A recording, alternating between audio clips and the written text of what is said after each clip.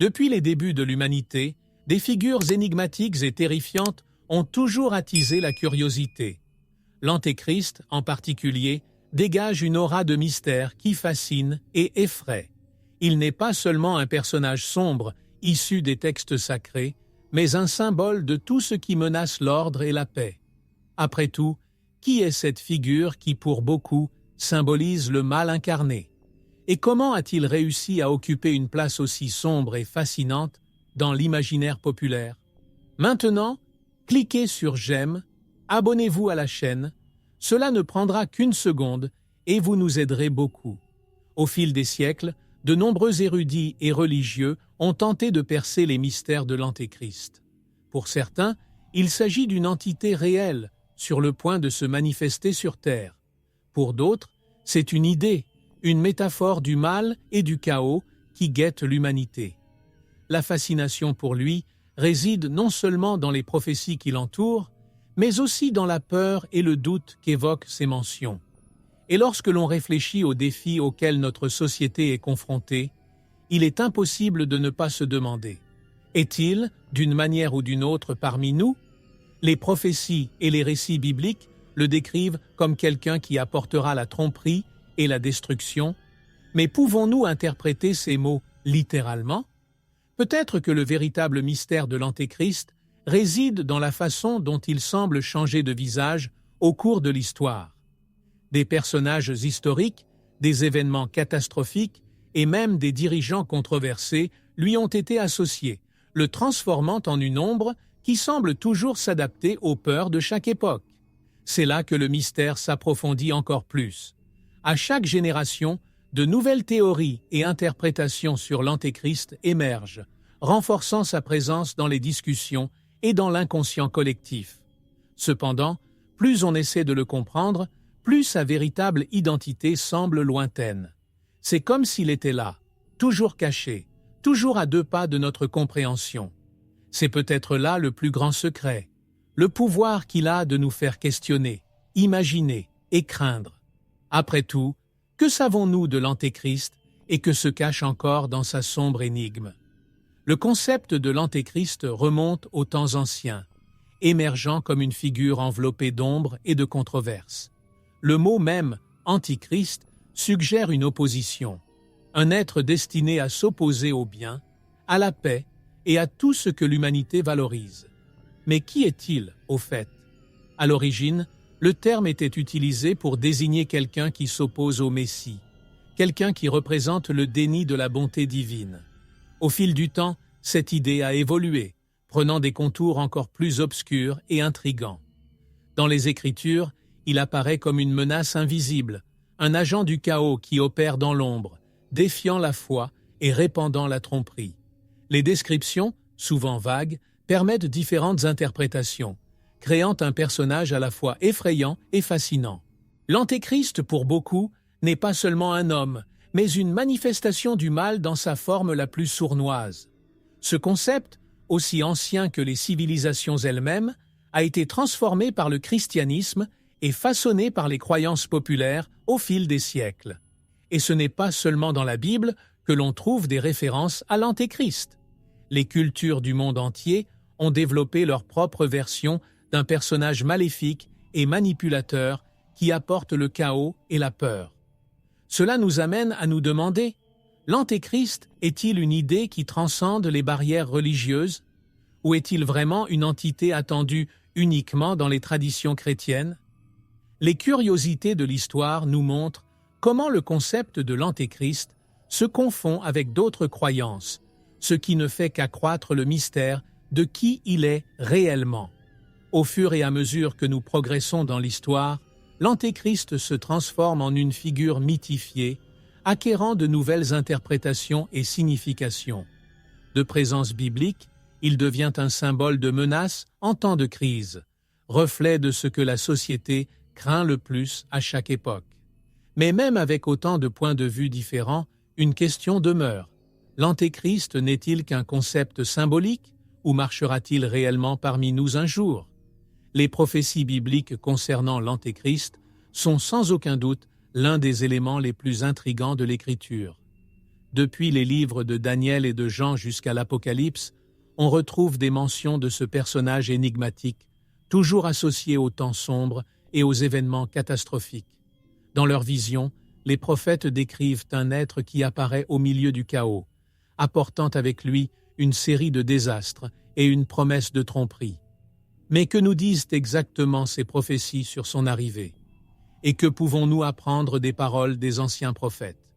Daniel, par exemple, rapporte des visions troublantes d'un roi au visage élevé, qui se soulève contre les saints et règne avec ruse. Dans son récit, il met en garde contre un être dont la présence est marquée par des actes de cruauté et de pouvoir.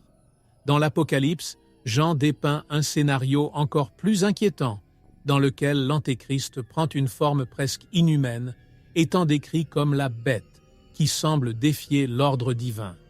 Ces descriptions, aussi énigmatiques soient-elles, dressent le profil de quelqu'un qui non seulement possède un grand pouvoir, mais qui agit également comme un maître de la tromperie. Au fil des siècles, ces visions ont été interprétées de différentes manières, façonnant le concept de l'Antéchrist tel que nous le connaissons aujourd'hui.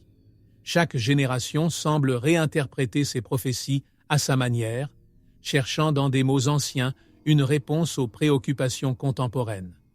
En temps de guerre, de famine ou de pandémie, la peur de la venue de l'Antéchrist semble gagner en force, comme si le chaos ambiant était un signe avant-coureur de son arrivée. Les curiosités de l'histoire nous montrent comment cette figure maléfique continue de nous hanter, restant vivante dans l'imaginaire populaire. Mais après tout, quel est le véritable sens de ces prophéties? S'agit-il d'avertissements concernant un être physique, prêt à émerger à un moment donné de l'histoire humaine, ou de métaphores sur les forces du mal qui résident au sein de l'humanité elle-même? Peut-être que les Écritures, à leur manière mystérieuse, nous invitent à regarder en nous-mêmes et à nous demander ce que signifient ces forces destructrices. Cette énigme reste ouverte, nous mettant au défi d'explorer les profondeurs des prophéties et de remettre en question ce que nous savons réellement de l'Antéchrist. Dans l'univers chrétien, l'Antéchrist occupe un rôle central dans l'eschatologie, l'étude des derniers événements du monde et du destin de l'humanité. Ce personnage est dépeint comme une force qui défie directement le dessein divin, représentant tout ce qui s'oppose à la foi, à la paix et à l'ordre établi. Il apparaît comme un point de division entre le bien et le mal, destiné à tromper et à subvertir la vérité. Pour ceux qui suivent les Écritures, l'Antéchrist n'est pas n'importe quel méchant. Il est l'incarnation de la résistance ultime contre le dessein de Dieu. L'eschatologie chrétienne le décrit comme la figure qui précède le retour du Christ, entraînant avec lui une ère de tribulation.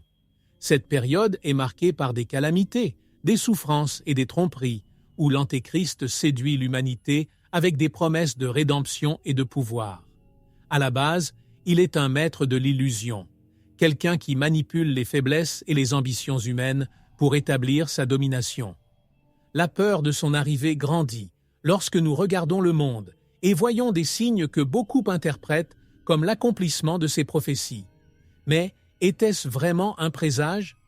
Les curiosités de l'histoire révèlent comment l'eschatologie chrétienne a influencé la culture, façonnant la façon dont nous percevons les événements mondiaux.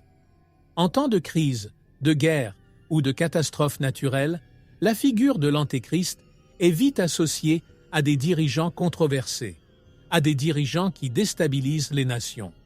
Ainsi, il devient un symbole du désespoir et de la recherche de réponses au milieu du chaos, une représentation de tout ce que l'humanité craint de perdre, la stabilité, la foi et l'espoir. C'est peut-être la raison pour laquelle il reste si présent dans nos discussions.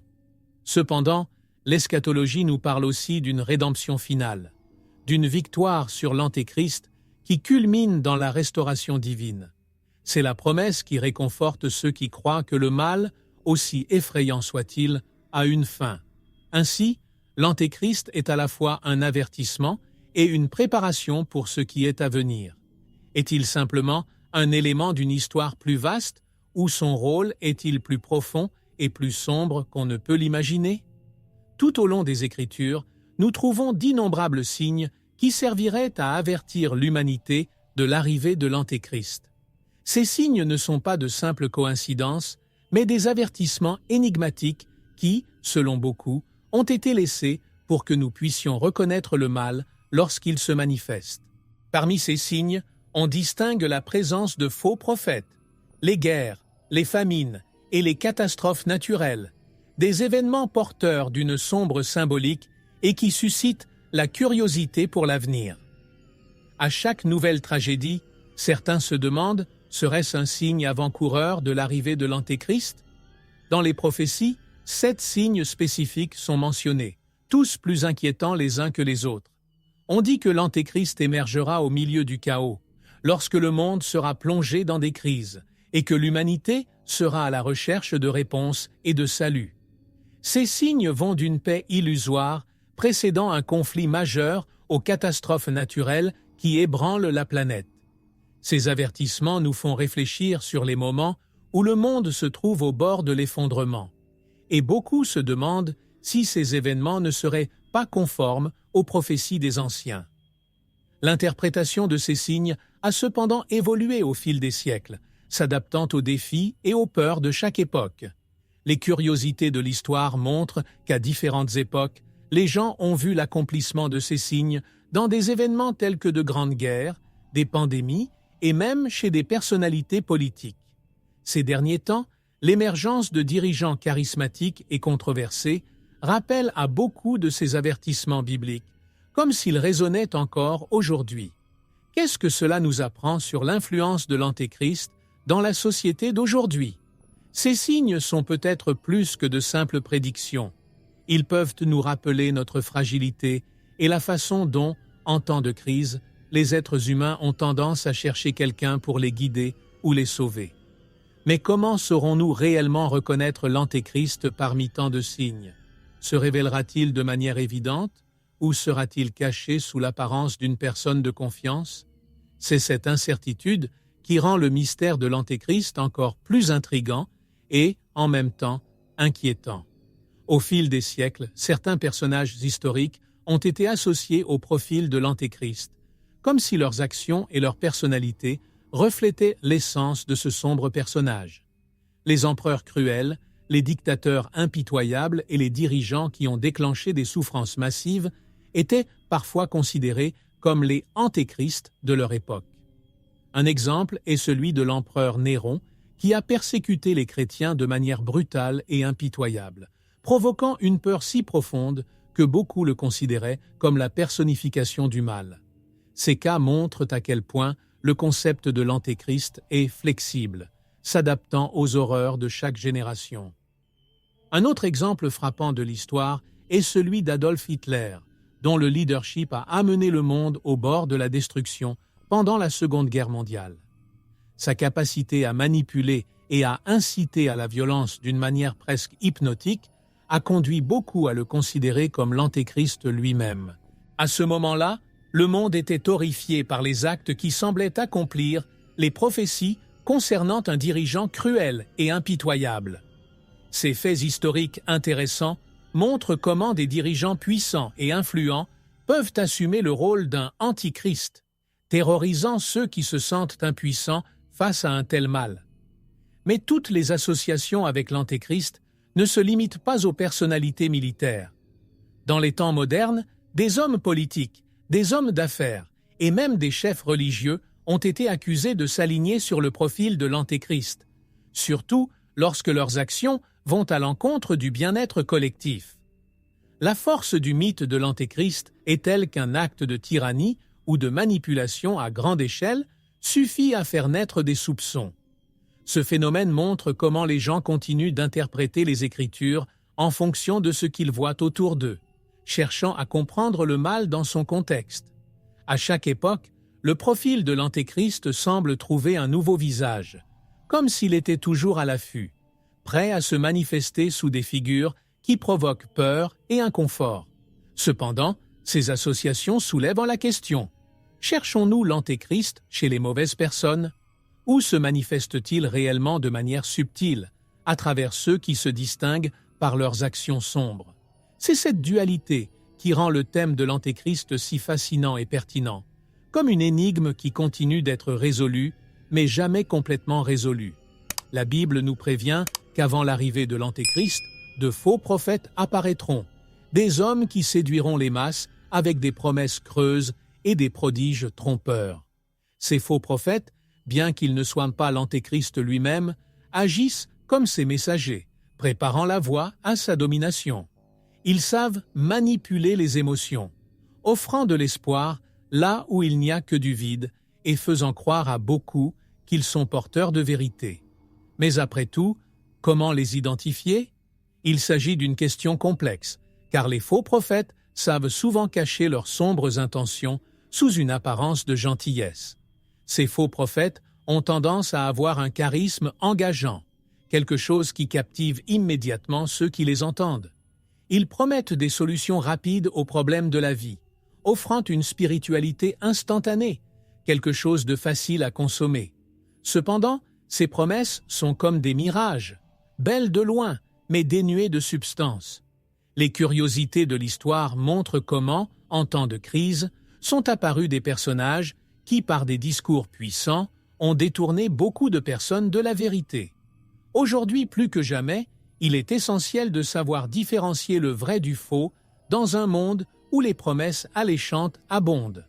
L'influence des faux prophètes est également renforcée par l'utilisation de la technologie, qui leur permet d'atteindre les foules de manière rapide et efficace. Les réseaux sociaux et les moyens de communication deviennent des outils puissants entre les mains de ces dirigeants, permettant à leurs enseignements de se diffuser à une vitesse jamais vue auparavant. L'Antéchrist, selon les prophéties, sera entouré de ces figures qui élargiront sa portée et renforceront son image. Mais alors, comment pouvez-vous vous protéger de leurs influences? La réponse réside peut-être dans l'adoption d'une posture critique, remettant en question l'authenticité des messages qui nous parviennent. Reconnaître un faux prophète nécessite du discernement, une qualité qui peut être cultivée en étudiant les Écritures et en observant les actes plutôt que les paroles. Les gens ont tendance à croire ce qu'ils veulent entendre, mais la vérité se révèle souvent dans les attitudes, dans les choix que ces dirigeants font à l'abri des regards du public. Savoir identifier ces signes peut être la première étape pour ne pas se laisser tromper par le vernis superficiel de leurs promesses. Ainsi, nous pouvons nous préparer à résister au pouvoir de l'Antéchrist lorsqu'il apparaîtra enfin sur la scène mondiale. Le nombre 666, connu sous le nom de nombre de la bête, est peut-être l'une des énigmes les plus fascinantes et les plus redoutées de l'Écriture. Mentionné dans le livre de l'Apocalypse, il est directement associé à l'Antéchrist, comme marque ou symbole de sa présence dans le monde. Ce numéro porte en lui une sombre mystique, devenant une icône de curiosité historique et de mystère qui défie l'entendement humain. Beaucoup croient que 666 est plus qu'un simple nombre, mais un code, un indice qui nous aide à identifier le véritable Antichrist lorsqu'il se manifeste. Au fil des siècles, érudits, théologiens et numérologues ont tenté de déchiffrer la signification cachée de ce nombre. Certains disent que le 666 représente un système de pouvoir et de domination, symbolisant la force du mal organisé pour subjuguer l'humanité. D'autres pensent qu'il s'agit d'un nom spécifique, quelque chose qui peut être déchiffré grâce à des calculs complexes. Il est intéressant de noter que certains chercheurs ont même évoqué des personnages historiques tels que Néron, associant la valeur numérique de son nom au redouté 666. Ces interprétations révèlent à quel point ce numéro a été la cible de fascination et de peur. Mais que signifie réellement le nombre 666 dans la vie de tous les jours? En période d'incertitude, il réapparaît dans la culture populaire, dans les films, les livres, et même dans des événements qui ressemblent à des coïncidences effrayantes, comme les plaques d'immatriculation, les prix d'achat ou les codes de produits. Ce phénomène éveille le sentiment que le nombre est présent dans notre vie quotidienne, rappelant constamment la possibilité que le mal se cache toujours. Cette présence symbolique renforce la crainte que l'Antéchrist ne soit pas seulement une menace lointaine, mais quelque chose qui, d'une certaine manière, se reflète dans les petites curiosités de notre vie quotidienne. Peut-être que le mystère de 666 ne sera jamais complètement révélé. Cela peut servir d'avertissement, de symbole de la façon dont la recherche du pouvoir absolu peut conduire à l'abîme. Cependant, la question demeure, ce nombre est-il réellement lié à une personne, à un événement précis, ou est-il simplement un symbole universel du mal? L'énigme de 666 continue de résonner à notre époque, comme un code indéchiffrable qui incite et hante, toujours en attente d'une interprétation définitive. L'Antéchrist, selon de nombreuses interprétations, n'agit pas seul. Dans les Écritures, il est décrit comme une extension des objectifs de Satan, une sorte d'émissaire des ténèbres dont le but est de défier l'ordre divin. Satan, qui représente l'essence du mal, trouve dans l'Antéchrist un canal pour ses intentions, une manière d'agir dans le monde physique. Non seulement il commande de loin, mais il instruit et prépare ce personnage pour semer la confusion et le désespoir.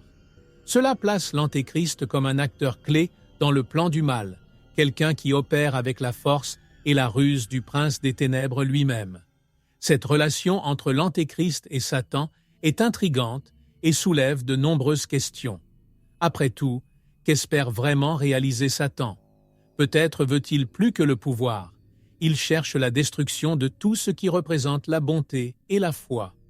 L'Antéchrist n'est donc pas seulement un leader ou un personnage isolé, mais la manifestation des désirs les plus sombres que Satan puisse projeter dans le monde.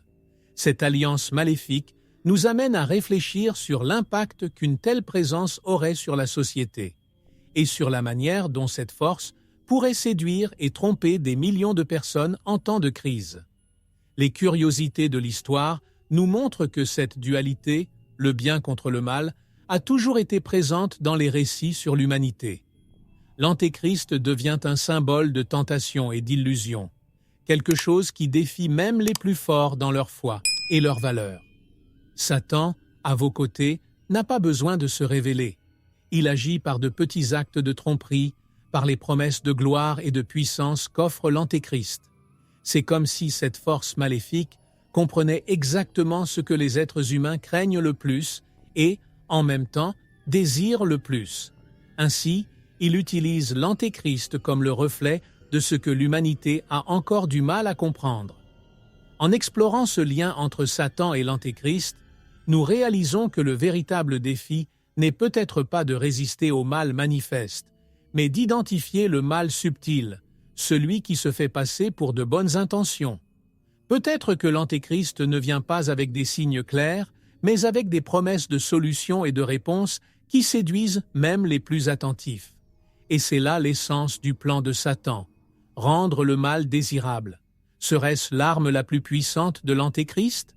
Une erreur si facile à accepter, si difficile à remettre en question? Dans le livre de l'Apocalypse, les 7 trompettes annoncent des événements catastrophiques qui précèdent la fin des temps, et beaucoup pensent qu'ils marquent également l'arrivée de l'Antéchrist. Chaque trompette représente un désastre, un avertissement qui résonne comme un signal à ceux qui attendent l'accomplissement des prophéties. Ce sont des moments de chaos et de douleur où le monde semble s'effondrer et où la peur domine les cœurs. Et dans chacune de ces calamités, certains voient l'ombre de l'Antéchrist, présagent que sa présence est plus proche que jamais. Ces trompettes, décrites de manière poétique et sombre, entraînent avec elles la peste, les guerres, les catastrophes naturelles et la destruction. Le premier annonce un incendie qui consume la terre. La seconde, la mer s'est transformée en sang. Et ainsi, une à une, les trompettes détruisent tout ce que nous savons. Des curiosités de l'histoire nous montrent comment ces éléments ont été interprétés à différentes époques, associant des événements tragiques à ces signes divins. En temps de guerre, de famine ou de maladie, nombreux sont ceux qui croient que les trompettes sonnaient, comme si l'Apocalypse se déroulait sous leurs yeux.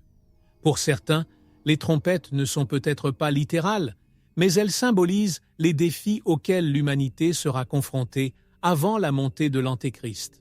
Il représente la souffrance collective, l'effondrement de la sécurité et la ruine de la foi. C'est dans ce scénario qu'émergerait l'Antéchrist, offrant de l'espoir à une humanité dévastée. En tant que maître de l'illusion, il apporterait des solutions aux problèmes causés par ses présages, gagnant ainsi la confiance et le soutien de millions de personnes. Et c'est ainsi qu'il captive les âmes, en leur promettant une paix qui, au fond, n'est que le prélude à quelque chose de bien pire. Mais après tout, ces trompettes ne sont-elles que des figures poétiques ou sont-elles des présages qu'il faut vraiment craindre? Chaque nouvelle tragédie, chaque signe de crise mondiale éveille le sentiment qu'une nouvelle trompette a peut-être sonné. Le véritable impact de ces trompettes réside peut-être dans la manière dont elles nous rappellent notre fragilité et dans la manière dont, au milieu du chaos, émergent ceux qui profitent de la vulnérabilité des autres. Entendons-nous déjà le son de ces trompettes à notre époque? La montée de l'Antéchrist, selon les prophéties, sera marquée par une série d'événements qui ouvriront la voie à son pouvoir absolu. Il n'apparaîtra pas brusquement, son émergence sera plutôt méticuleusement orchestrée, presque imperceptible, jusqu'à ce qu'il soit trop tard. Ce personnage apportera avec lui une présence engageante, avec un charisme sans précédent qui lui permettra de conquérir facilement alliés et partisans. Le pouvoir qu'il obtiendra ne sera pas le résultat de la violence directe, mais de sa capacité à manipuler, influencer et séduire les masses, devenant progressivement indispensable. En temps de crise, l'Antéchrist émergera comme un sauveur, offrant des réponses et des solutions à l'angoisse d'une société vulnérable. Des promesses de paix, de prospérité et de stabilité feront partie de son discours, des paroles qui semblent donner à l'humanité exactement ce dont elle a besoin. Les curiosités de l'histoire nous montrent que, dans les moments de désespoir, les gens ont tendance à rechercher des dirigeants charismatiques qui promettent changement et sécurité. Et c'est dans ce contexte que l'Antéchrist gagne du terrain, car il comprend les besoins humains et sait exploiter la fragilité qui surgit dans les moments difficiles. En plus de son charisme, l'Antéchrist disposera de puissantes alliances, s'entourant de dirigeants et de personnalités influentes qui le soutiendront. Votre influence s'étendra rapidement, franchissant les frontières et atteignant des millions de personnes. Il deviendra une figure d'autorité à laquelle beaucoup feront aveuglément confiance, croyant qu'il représente un nouvel avenir. Mais pendant qu'il construit son image de leader bienveillant, ses intentions restent cachées. Cette dualité, entre l'apparence de la paix et le but caché, est ce qui rend votre ascension encore plus dangereuse. La question qui reste est la suivante. Sommes-nous prêts à résister à son pouvoir de séduction? Reconnaître l'Antéchrist peut être un défi lorsqu'il apparaît comme étant exactement le leader que tout le monde attend. Sa plus grande arme est peut-être sa capacité à rendre le mal inoffensif, à faire en sorte que ses actes sombres passent inaperçus jusqu'à ce qu'ils soient profondément enracinés. L'humanité sera-t-elle capable de voir au-delà du discours captivant et de l'image de perfection qu'il présente? L'Antéchrist n'utilisera pas seulement la force brute pour dominer. Votre arme la plus puissante sera la tromperie, une tromperie si bien construite que même les plus attentifs peuvent être trompés. Il utilisera une combinaison de mots séduisants, de promesses de changement et d'une image soigneusement conçue pour gagner la confiance des gens. Sa capacité à déformer la vérité sera l'un de ses plus grands atouts, faisant croire à ses partisans qu'ils sont entre de bonnes mains. Les curiosités de l'histoire révèlent qu'au fil du temps, de nombreux dirigeants charismatiques ont su utiliser la tromperie comme outil de domination, prouvant ainsi combien il est facile de séduire les masses lorsque le discours semble parfait. Pour lui, la tromperie n'est pas seulement une stratégie, mais un art. Il saura exploiter les faiblesses humaines, manipuler les émotions et même utiliser la peur pour accéder au pouvoir. En période d'incertitude, comme les crises économiques ou les conflits, il apportera des réponses qui semblent tout résoudre. Les gens, désespérés de stabilité, accepteront vos promesses sans se rendre compte qu'elles comportent un poids caché. Cette tromperie est alimenté par un réseau d'informations manipulées, où la vérité se mélange aux mensonges, rendant difficile la distinction entre les uns et les autres. C'est un piège bien conçu. La technologie sera l'une de ses plus grandes alliées, lui permettant de diffuser son discours de manière rapide et exhaustive. Grâce à l'utilisation des réseaux sociaux et des médias, l'Antéchrist atteindra des millions de personnes en un clin d'œil, élargissant ainsi sa domination sur les esprits et les cœurs des gens. Le pouvoir de la tromperie mondiale réside dans la vitesse à laquelle elle se propage. Et dans le monde d'aujourd'hui, où l'information circule instantanément, cette arme devient encore plus dangereuse. Cela créera un environnement dans lequel les faits seront discutables et les mensonges facilement acceptés. Face à une telle menace, comment se protéger de cette erreur? Peut-être que la première étape consiste à tout remettre en question, à ne rien considérer comme une vérité absolue sans y réfléchir profondément.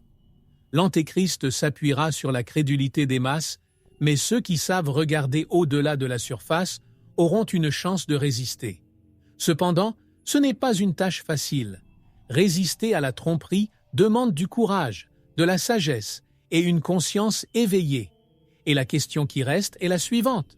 Combien seront réellement prêts à voir au-delà du voile des illusions que cela apportera? Selon les prophéties, l'une des armes les plus intrigantes de l'Antéchrist est sa capacité à accomplir de faux miracles et prodiges. Ces actes surnaturels seront affichés pour impressionner et confondre, offrant au monde une illusion de puissance divine. Il se présentera comme un être éclairé, quelqu'un capable d'accomplir des exploits au-delà de l'entendement humain, et cette capacité sera utilisée pour tromper même les plus fidèles. La curiosité de l'histoire nous montre que le désir humain de quelque chose d'extraordinaire rend beaucoup de personnes vulnérables à de telles tromperies, et l'Antéchrist sait exactement comment exploiter cette faiblesse. Ces miracles ne seront pas accomplis par pure ostentation. Chaque acte aura un but méticuleusement calculé. La guérison d'une maladie incurable, l'apparition supposée d'une vision céleste ou encore des événements défiant les lois de la nature, tout cela servira à légitimer votre autorité aux yeux du monde. Les gens, face à de tels prodiges, verront en lui un chef divin, quelqu'un qui mérite non seulement le respect, mais aussi la dévotion. C'est là le véritable danger. Face à l'inexplicable, beaucoup se rendront à leurs dirigeants sans remettre en question la source ou le but de ces actes. À l'ère moderne, avec les progrès technologiques, ces faux miracles peuvent être plus convaincants que jamais. Les ressources numériques, la manipulation d'images ou encore l'intelligence artificielle sont des outils qui peuvent être utilisés pour créer des illusions apparemment réelles. Dans un monde où la frontière entre le réel et le virtuel est de plus en plus floue, l'Antéchrist trouvera un terrain fertile pour ses tromperies. Imaginez voir une guérison miraculeuse diffusée en direct, un événement qui défie toute explication logique. Combien seraient-ils prêts à douter de ce que voient leurs propres yeux? Ces faux miracles nous rappellent cependant que tout ce qui brille n'est pas de l'or. Face à de tels prodiges, la vraie sagesse réside dans le questionnement, dans la recherche de la vérité au-delà des apparences. Pour résister au pouvoir de l'Antéchrist, il faut cultiver une foi solide et un esprit critique, capable de distinguer le divin de l'illusoire. Après tout, un miracle qui sert à tromper n'est pas un véritable miracle, mais un outil de manipulation. Ainsi, l'humanité est mise au défi de voir au-delà du visible, de ne pas se laisser enchanter par l'éclat d'une illusion soigneusement planifiée. Les prophéties indiquent que la montée de l'Antéchrist entraînera une ère d'oppression et de persécution, en particulier contre ceux qui maintiennent leur foi et résistent à son pouvoir. Ces fidèles, souvent appelés « saints » dans l'Écriture, seront perçus comme une menace pour le règne absolu que l'Antéchrist veut établir. Ils deviendront des cibles en raison de leur résistance, de leur loyauté et de leur refus de céder à la tromperie. Cette poursuite ne sera pas discrète. Il aura pour but d'intimider, de briser la volonté de ceux qui s'y opposent, en rappelant les périodes sombres de notre histoire. Historiquement, la persécution religieuse a toujours été un puissant instrument de contrôle, et l'Antéchrist l'utilisera à son avantage. Ceux qui refusent de suivre ses ordres et restent fidèles à leurs principes seront jugés et humiliés publiquement. Les curiosités de l'histoire montrent comment, dans les régimes totalitaires, ceux qui n'étaient pas d'accord avec l'idéologie dominante étaient réduits au silence, stigmatisés et persécutés. Il en sera de même pour l'Antéchrist.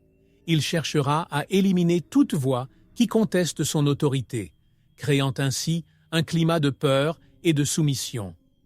Pour les fidèles, ce sera une période de décision difficile, où tout acte de résistance exigera du courage et des sacrifices. Les valeurs qui soutiennent votre foi seront mises à l'épreuve, et chaque choix pourra avoir de lourdes conséquences.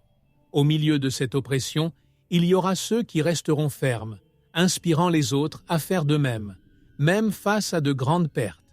Cette période de persécution révélera la force et la résilience de ceux qui ne se rendent pas, de ceux qui choisissent la vérité, même lorsque ce choix implique d'aller à contre-courant. La question qui se pose est: combien seront prêts à affronter cette persécution et à maintenir leur foi face à l'adversité? L'ère d'oppression de l'Antéchrist mettra l'humanité à l'épreuve à des niveaux jamais vus auparavant. Pour résister, il faudra plus que du courage. Il faudra avoir des convictions profondes, des racines spirituelles qui soutiennent chaque pas. Et, en fin de compte, peut-être que la vraie victoire réside dans ceux qui, malgré les persécutions, maintiennent vivante la flamme de la foi et de l'espérance, affrontant le pouvoir obscur avec une force qu'il ne pourra jamais comprendre. La marque de la bête est l'une des prophéties les plus connues et les plus inquiétantes concernant l'Antéchrist, mentionnée dans le livre de l'Apocalypse comme symbole de contrôle absolu. Ceux qui acceptent cette marque seront sous le règne de l'Antéchrist, et cela représentera plus qu'une simple identification. La marque est décrite comme un sceau, quelque chose de visible sur la main droite ou sur le front, et sa présence limitera les personnes pouvant acheter, vendre ou participer à la société. Cette marque symbolise la soumission et l'obéissance, et en l'acceptant, beaucoup perdront leur autonomie, s'abandonnant au pouvoir obscur qu'exerce l'Antéchrist. Que serait exactement cette marque à l'époque moderne? Certains l'interprètent comme un symbole littéral, quelque chose qui identifiera physiquement les disciples de l'Antéchrist. D'autres voient la marque comme un système de contrôle social et économique, peut-être une technologie qui limite la liberté et surveille chaque étape des individus. Des curiosités de l'histoire montrent qu'à différentes époques, le contrôle sur le peuple s'exerçait par des méthodes symboliques, telles que les sceaux ou les insignes. Aujourd'hui, avec les progrès de la technologie, la possibilité d'un système de suivi de masse fait craindre que cette marque puisse, en fait, être réelle. En acceptant la marque, l'individu serait d'accord avec le programme de l'Antéchrist, un choix qui a un prix élevé, le renoncement à sa propre liberté. Imaginez vivre dans un monde où chaque achat, chaque mouvement est surveillé et contrôlé, où ceux qui n'ont pas de marque sont exclus, laissés de côté. Ce serait une vie sans choix, où la liberté n'est qu'un lointain souvenir. Et pour beaucoup, ce scénario ne semble pas si lointain, compte tenu de l'orientation que prend la société en matière de confidentialité et de contrôle. La question à laquelle chacun doit réfléchir est la suivante. Serait-il prêt à résister à cette marque, quitte à affronter les difficultés de l'exclusion? Refuser la marque de la bête exigera un immense sacrifice, un choix qui mettra à l'épreuve les valeurs et la détermination de chacun. Et c'est peut-être là l'essence de la prophétie. Le véritable pouvoir de l'Antéchrist ne consiste pas seulement à forcer la soumission, mais à créer un environnement dans lequel la tentation de céder devient presque irrésistible. Serons-nous prêts à relever ce défi? L'un des aspects les plus inquiétants des prophéties concernant l'Antéchrist est la possibilité qu'il établisse un gouvernement mondial, un régime qui ne respecterait ni frontières ni culture. Ce gouvernement unique, selon les Écritures, aurait pour objectif de centraliser le pouvoir entre les mains de l'Antéchrist, créant ainsi une société où chacun serait sous son contrôle. Pour beaucoup, Cette idée fait peur, car elle représente la fin des libertés individuelles et la soumission totale à une autorité unique. Les curiosités de l'histoire montrent qu'à plusieurs époques, les dirigeants ont tenté d'unifier le monde sous leur domination, mais jamais dans le but sombre que l'Antéchrist leur apporterait. Un gouvernement mondial, comme le prédisent les prophéties, serait un outil puissant entre les mains de l'Antéchrist pour établir son influence. Ayant le contrôle sur toutes les nations, il pourrait imposer des lois et des systèmes qui ne servent que ses intérêts. Imaginez un système où les décisions sont prises par un leader absolu, sans place pour l'opposition, où la diversité des opinions et des cultures est étouffée au nom d'un ordre imposé. Ce scénario peut paraître lointain, mais pour beaucoup, les tendances actuelles de la mondialisation sont un signe avant-coureur de cette possibilité. L'idée d'un monde unifié a toujours attiré les ambitieux, mais elle suscite aussi des craintes chez ceux qui valorisent leur autonomie. La promesse de paix et de stabilité pourrait être l'argument que l'Antéchrist utilisera pour convaincre l'humanité d'accepter ce gouvernement mondial. En temps de crise et d'insécurité, il se présentera comme un sauveur, capable de mettre fin aux conflits et aux divisions. Mais cette paix aura un prix, la liberté de chacun. Sous cette façade d'harmonie, l'Antéchrist manipulera les structures pour atteindre ses objectifs, gardant chacun sous surveillance constante. Ce contrôle absolu élimine toute forme de résistance, créant une société obéissante et facilement manipulable. Et alors la question se pose, sommes-nous prêts à reconnaître l'Antéchrist s'il atteint réellement ce pouvoir? Serons-nous capables de regarder au-delà des promesses de stabilité et de progrès pour comprendre le coût caché d'un gouvernement mondial? C'est l'essence du royaume de l'Antéchrist, un système apparemment parfait qui, en réalité, annule l'humanité et impose une obéissance aveugle. Quel choix nous laisserions-nous dans un monde où l'individualité et la liberté ne sont que de lointains souvenirs? Armageddon, le champ de bataille final entre les forces du bien et du mal, est l'un des décors les plus emblématiques de la prophétie biblique. C'est ici que l'Antéchrist, avec toute sa puissance et ses armées, affrontera la puissance divine dans une bataille décisive.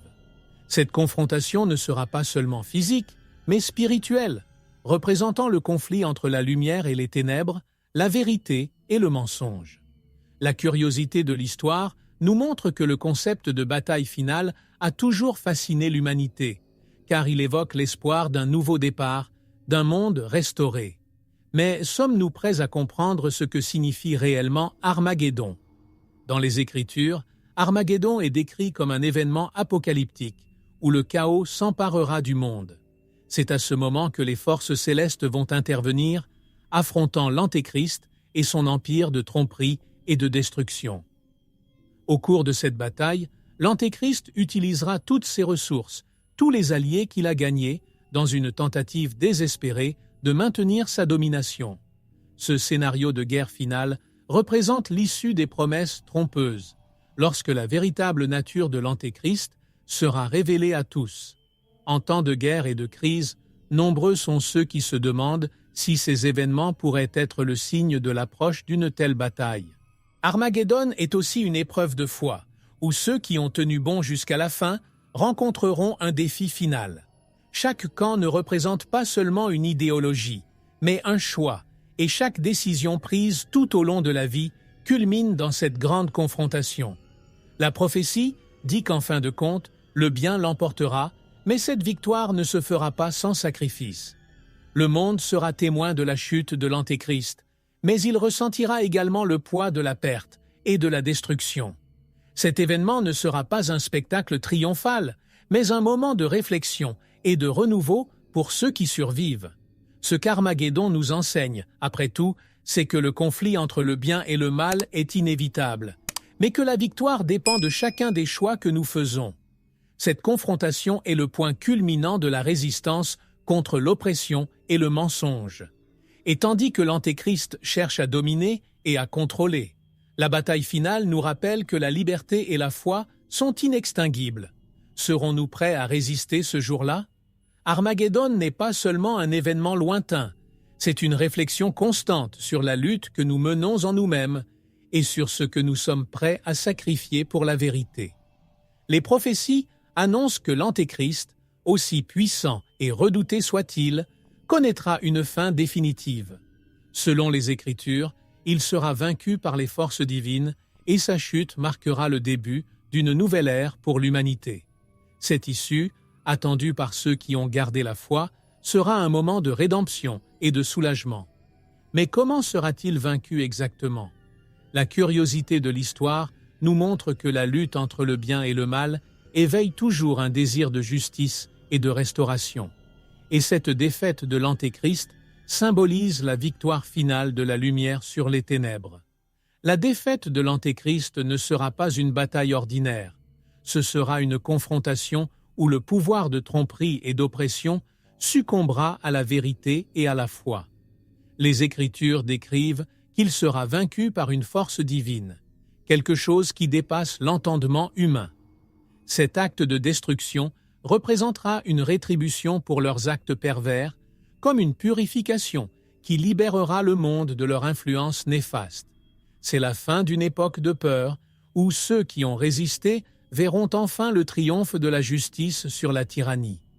Mais la chute de l'Antéchrist ne sera pas seulement la fin d'un personnage. Ce sera une renaissance pour l'humanité.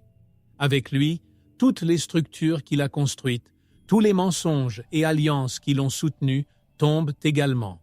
Ce moment représente un nouveau départ, où la vérité revient occuper la place qui lui revient. Ainsi, la fin de l'Antéchrist symbolise la libération des opprimés, la fin d'un cycle de douleur et de tromperie qui a consumé tant de vies. Cette renaissance est ce que beaucoup attendaient, un espoir qui reste vivant même dans les moments les plus sombres. La question qui se pose alors est la suivante. Sommes-nous prêts pour ce nouveau départ? La chute de l'Antéchrist est le point culminant d'un parcours de résistance, mais c'est aussi le début d'une nouvelle ère, où l'apprentissage et les cicatrices laissées par le mal serviront de guide pour l'avenir. Cette fin n'est pas seulement une promesse de victoire, mais une invitation à la réflexion, à la reconstruction et au renforcement de la foi. Après tout, que ferons-nous de cette liberté nouvellement conquise? Sommes-nous prêts à l'honorer et à le préserver? Après la défaite de l'Antéchrist, son sort et celui de ses disciples seront scellés lors du jugement dernier, un moment de rétribution décrit dans les Écritures comme le point culminant de la justice divine. Ce jugement ne sera pas seulement une sentence, mais une révélation complète de tous les actes commis. L'Antéchrist qui a trompé et détruit fera enfin face à la justice qu'il a tenté d'éviter. Pour ceux qui attendent ce moment, le jugement dernier symbolise le règlement des comptes, où le bien et le mal sont séparés une fois pour toutes, apportant la paix à l'humanité. Les disciples de l'Antéchrist, ceux qui ont accepté sa marque et son règne, seront également confrontés à ce jugement. Beaucoup furent séduits par ses promesses et ses faux miracles, croyant qu'il apporterait une solution à leurs problèmes. Cependant, vos choix auront désormais du poids et, selon la prophétie, auront des conséquences. C'est un puissant rappel du pouvoir des choix et de la manière dont ils façonnent notre destin. L'histoire regorge de faits intéressants sur les dirigeants qui ont séduit les foules par leurs mensonges, et le jugement dernier nous rappelle qu'aucune injustice ne reste sans réponse. Pour l'Antéchrist, le destin est clair. Il sera jeté dans un lieu de châtiment éternel, mesure définitive pour l'empêcher de menacer à nouveau la paix. Cette image de la destruction totale du mal représente la clôture et la promesse que les souffrances causées ne se répéteront pas. C'est la fin du cycle de l'oppression, où ceux qui ont résisté trouvent enfin la paix. Ce jugement n'est pas seulement une vengeance, mais une restauration, où l'équilibre est rétabli et les valeurs réaffirmées. Le jugement dernier est avant tout une réflexion sur les choix et le chemin que chacun décide de suivre. Ce moment définit non seulement le destin de l'Antéchrist et de ses disciples, mais nous invite également à réfléchir sur nos propres actions et leurs conséquences. Que ferions-nous si nous étions confrontés à ce choix? Serions-nous prêts à affronter les vérités qui seront révélées? Ce jugement final, bien que terrible, est aussi un appel à l'humanité pour qu'elle choisisse la vérité et le bien avant que le dernier acte ne se déroule. La figure de l'Antéchrist apporte de profondes leçons à l'humanité, non seulement sur le mal, mais aussi sur les choix que nous faisons tout au long de la vie. Il représente le pouvoir de l'ambition excessive, le désir de contrôle et la tentation de la tromperie, nous mettant en garde contre les dangers de suivre des promesses qui semblent trop faciles. Chacune de ces actions rappelle que le pouvoir, lorsqu'il est utilisé de manière égoïste, peut corrompre même les idéaux les plus purs.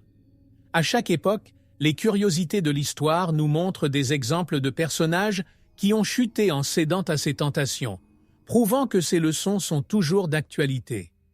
Plus qu'un avertissement contre le mal, l'Antéchrist met l'humanité au défi de réfléchir sur ses propres valeurs et principes. Cela nous amène à nous demander jusqu'où nous sommes prêts à aller pour obtenir ce que nous voulons, et si nous sommes prêts à résister à des propositions qui semblent avantageuses, mais qui cachent au fond un prix élevé. C'est une réflexion sur l'éthique, sur ce que nous sommes prêts à sacrifier et sur ce qui nous définit finalement. L'histoire nous rappelle que le véritable pouvoir réside dans la capacité de choisir le bien, même lorsque le chemin est difficile et nécessite des sacrifices. Ces leçons nous mettent également en garde sur l'importance de la vigilance et de la sagesse. L'Antéchrist est un maître de la tromperie, et sa figure nous rappelle que la vérité n'est pas toujours claire ni facile à percevoir. Dans un monde où les apparences sont trompeuses et les promesses séduisantes, il appartient à chacun d'entre nous de s'interroger, d'enquêter et d'entretenir un esprit critique. Ainsi, la figure de l'Antéchrist devient un symbole de l'importance de rester vigilant, de ne pas accepter tout ce qui nous est proposé sans réfléchir aux véritables intentions qui se cachent derrière les paroles. Enfin, l'Antéchrist nous enseigne que la résistance au mal est un acte quotidien, un choix continu qui définit qui nous sommes et le monde dans lequel nous vivons. Ces actions sont le miroir des tentations et des défis auxquels nous sommes tous confrontés, rendant ces leçons intemporelles. Quelles leçons pouvons-nous tirer de cette figure obscure pour renforcer notre propre foi et nos choix? L'héritage de l'Antéchrist n'est pas seulement un héritage de destruction, mais de réflexion, une invitation à l'humanité à réaffirmer ses valeurs et à rester ferme face à l'adversité. À l'époque moderne, la figure de l'Antéchrist continue d'inspirer théories et spéculations, en particulier dans un monde de plus en plus complexe et globalisé. Beaucoup pensent qu'il se manifestera de manière subtile, en utilisant la technologie, la politique et même l'économie pour consolider son pouvoir. La curiosité de l'histoire nous montre qu'à chaque époque, le concept de l'Antéchrist a évolué pour refléter les peurs et les angoisses de l'époque. Aujourd'hui, la peur du contrôle invisible, de la manipulation par les grandes entreprises et des influences cachées met en lumière l'idée que l'Antéchrist pourrait déjà être parmi nous, agissant de manière camouflée. Avec les progrès des technologies de surveillance et de contrôle, les théories modernes suggèrent que l'Antéchrist utilisera ces outils pour surveiller et manipuler les masses. Les réseaux sociaux, l'intelligence artificielle ou encore les monnaies numériques sont considérés comme de possibles instruments de contrôle, là où la vie privée et la liberté sont de plus en plus menacées. Ce scénario alimente la crainte que l'Antéchrist se présente comme un leader technologique ou un visionnaire qui, derrière une image charismatique, projette une domination absolue. À chaque nouvelle technologie qui émerge, certains se demandent si elle fait partie de ce plan caché. La politique et l'économie sont également des domaines dans lesquels beaucoup voient le pouvoir possible de l'Antéchrist. L'idée d'une figure mondiale, capable d'influencer des nations entières et de manipuler les économies, correspond au profil que beaucoup pensent être celui de l'Antéchrist moderne. En période d'instabilité politique et de crise financière, des théories émergent qui tentent d'identifier les dirigeants et les personnalités publiques qui pourraient préparer le terrain pour l'arrivée de ce personnage. Ainsi, l'Antéchrist devient une métaphore de la peur de perdre le contrôle, d'être gouverné par des forces que nous ne comprenons pas pleinement. Ces théories, bien que spéculatives, nous invitent à réfléchir sur la direction que nous prenons en tant que société.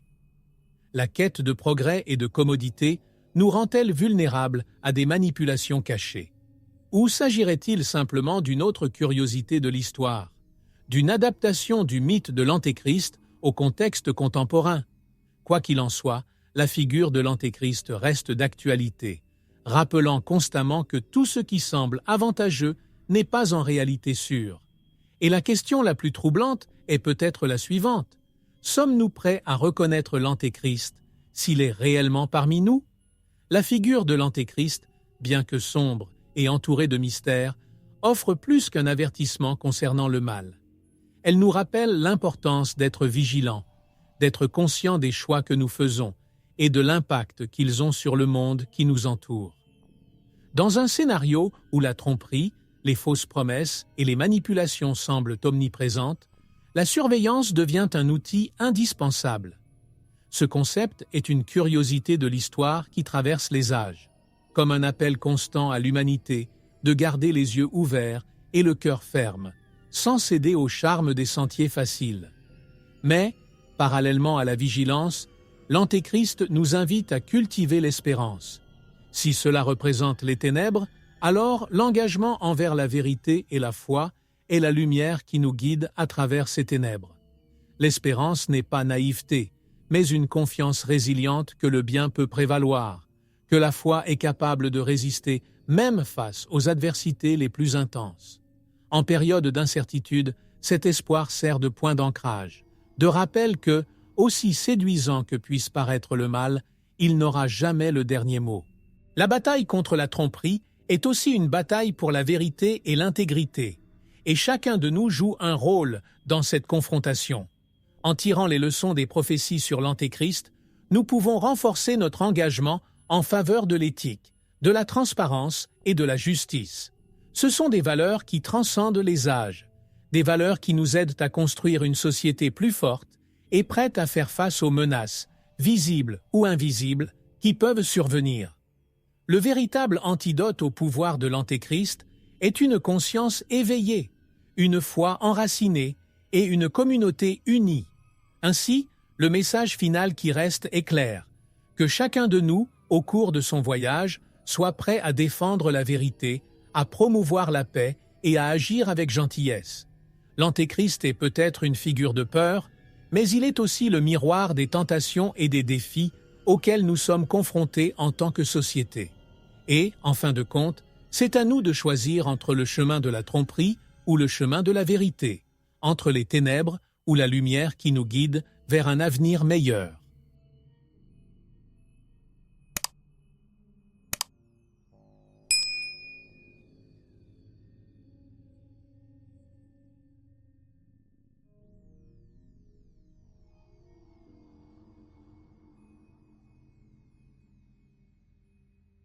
Liebe Brüder und Schwestern, wenn ihr die Geschichte Gottes durch die Bibel entdecken und mehr darüber erfahren wollt, teilen wir hier auf Die Bibel erforschen.